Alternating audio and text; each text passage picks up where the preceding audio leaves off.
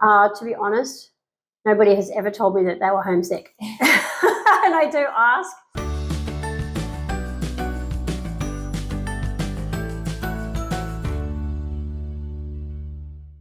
My name is Cynthia. I live in Greenwich, which is in Sydney, with my husband Pete, and we have 2 children, Lachlan, who just turned 7, and Saskia, who is 4.5. Pete has a very busy, stressful job, and I run my own company. And that's one reason that we decided that we wanted to have au pairs at our house. But also, we've brought our children up French-English bilingual. I've only ever spoken to them in French since they were very small, but that's a lot of work for one person. So I thought it would be great to have another person around the house to speak French to them so that they could actually continue to learn French as they got older. If I didn't have an au pair, I would not be able to run my company, is the bottom line. So if there was no au pair, then I would be doing nearly all the drop-offs and pick-ups from school, all the, medical appointments, all the ballet, all the swimming, all the karate, all the scouts, all the dinner, all the homework, all of the washing, all of the folding of the kids' clothes. There are hours and hours of work that I don't have to do because I have somebody who can actually help me to manage some of those things with the children. I can say, can you please go and pick the kids up? And that will give me an hour and a half where I can actually either organize something for the kids that needs to get done, or I can do my work. And that means then I can finish at 5 o'clock. And when the children get back, I can be there and I can help them with their homework. So, it just gives flexibility because there are more pairs of hands. We started to have au pairs at our house when Lachlan must have been about 3 and Saskia was about 1.5, just a bit less than 1.5. And we've had 4 au pairs in total. So Nina, our first au pair, stayed for 14 months. We had Melchi, who then stayed for 4 months. And then we had Jad, who was here for about 7 months. And now we have Leah, who will also stay for about 7 months, and then we will see who comes next. All of the au pairs that we have are French speaking. So I always ask for au pairs who are either from France or from Belgium. I think our oldest au pair was about 23 or 4 when she came to work with us, and the youngest would have been just 19. I ask our au pair to be in the kitchen at 7 o'clock Monday to Friday. She makes the children their breakfast, makes sure they eat it, takes them upstairs, puts them through the shower, puts their school uniform or their clothes on, make sure their teeth are brushed, make sure their hair's done, make sure the school bags are packed, or if Saskia is going to swimming, make sure the swimming bag is ready. So that means that I can get up and I can get myself ready for the day without being frantic, trying to organize things for 2 kids as well. I get our au pairs to fold the kids' clothes that come out of the washing machine and to tidy their rooms. I ask our au pair to help with homework in the afternoons. And if I have to take one child to one activity, I will get her to take the other child to the other activity or home. So again, it's just another pair of hands. Now they're a bit older, it's great to have somebody who can help to drop them off at school or pick them up if we can't do it. Somebody to help with their birthday parties. Saskia is at home 2 days a week and at preschool 3 days a week. So the au pair who we have at the moment, Leah, will take her out. So yesterday they went to the aquarium and the library. Today they'll do something else, and they get to pick together what they're going to do each day.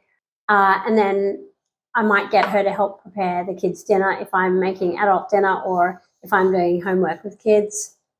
And then occasionally we might say, hey, we want to go out for a date. Can you watch them while we're out? And that's about it. That's all that we ask for. We're not saying, can you vacuum the house? Can you scrub the bathroom? Can you do the dusting? Can you pick up the shopping? It is really very heavily focused around anything to do with the kids. For me, there are a few factors. There's the flexibility and the extra pair of hands. That's really important. There's the one-on-one care. That's really important because I didn't want my child with 8 children to one carer in daycare. I don't think that's a great quality of care. The language component was also very important for us, so that there would be somebody else who would speak to the children and read to the kids in French and just keep their French going. And then I guess the last thing is that, it is more cost effective than, either childcare or a nanny. And so, we've found it a great experience.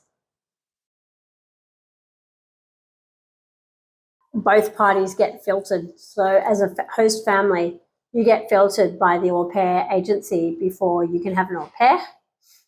And hopefully that means that, you don't get crazy families hosting au pairs or people who are not going to treat their au pairs properly.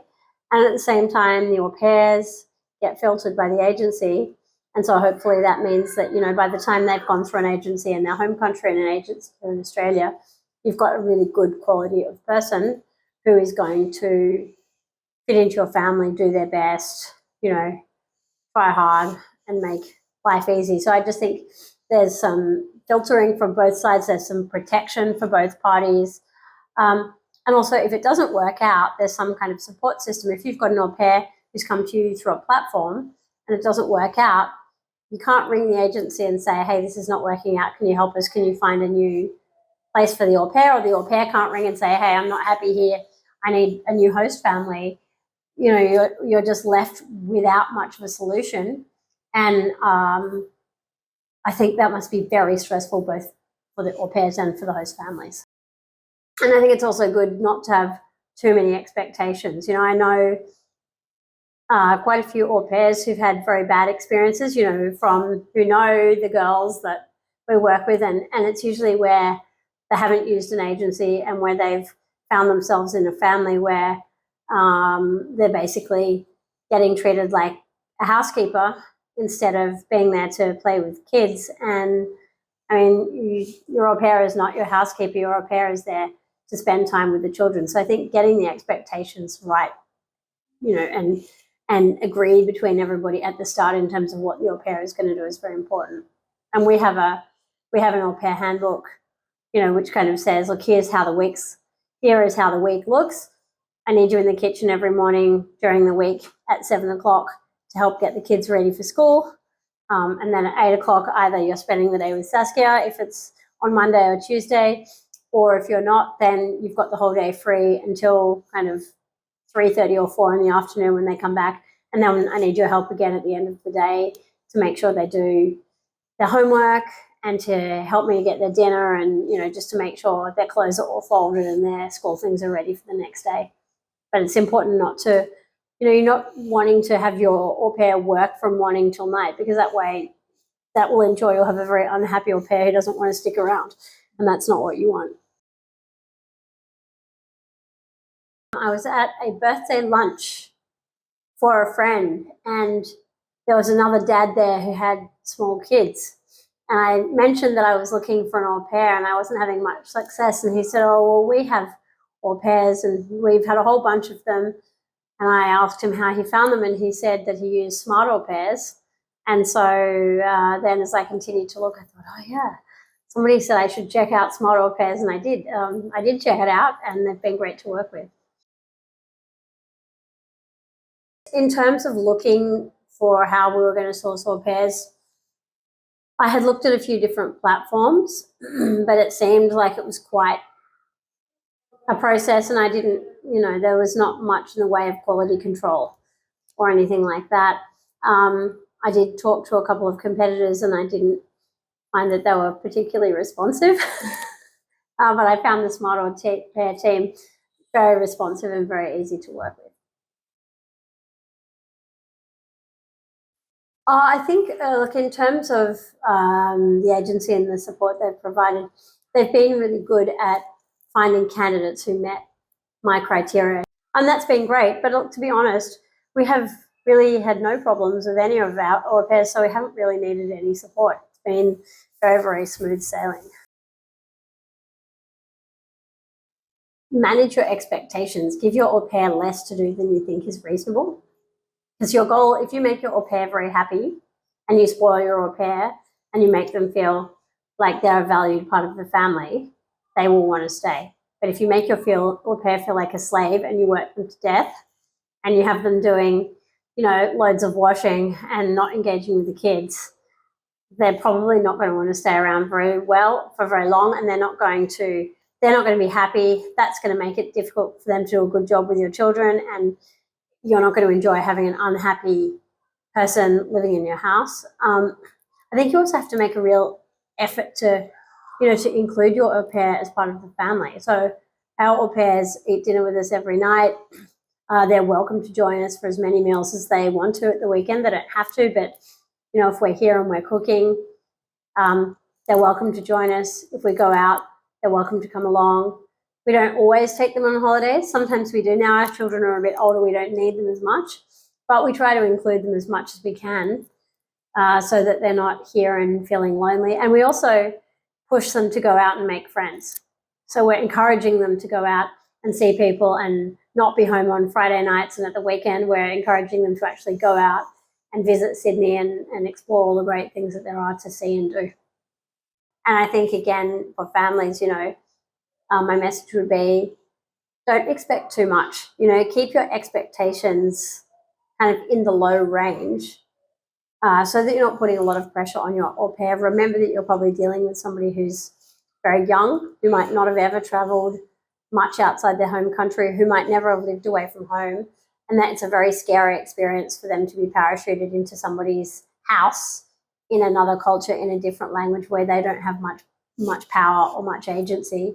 And so you really have to try and treat them as you would one of your children. You have to be gentle and recognize it in a lot of respects. Even though they might be just 18, they're still kind of a kid. So, go easy on them.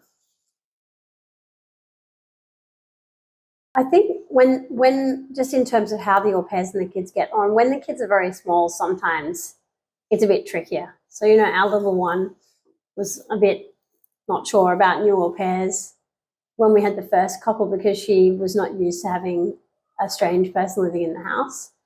But I mean, as you go on, we've just told the children that the next au pair is the friend of the previous au pair, and they've accepted that. And as we've started to do handovers, it's got easier and easier, because you've got 3 days when the new and the old au pair are together.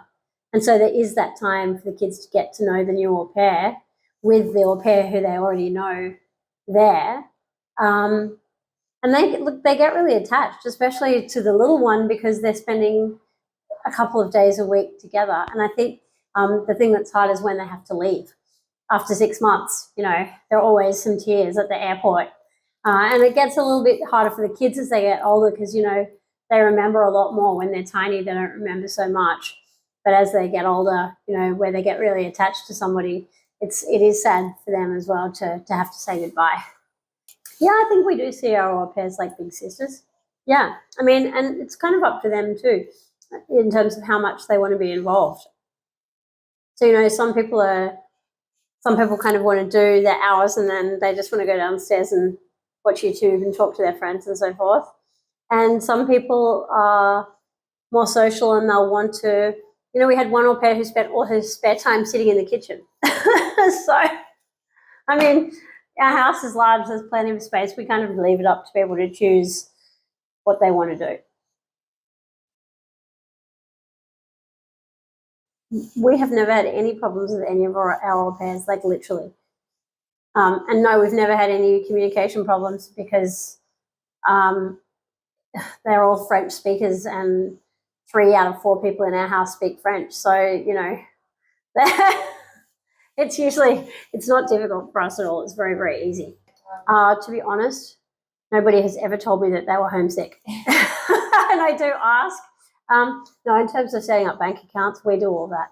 So we go with the au pairs when they arrive, and we spend a day, getting a phone, setting up a bank account, getting an Opal card for the train and public transport, making sure they know where everything is and how to catch things around, how to catch public transport.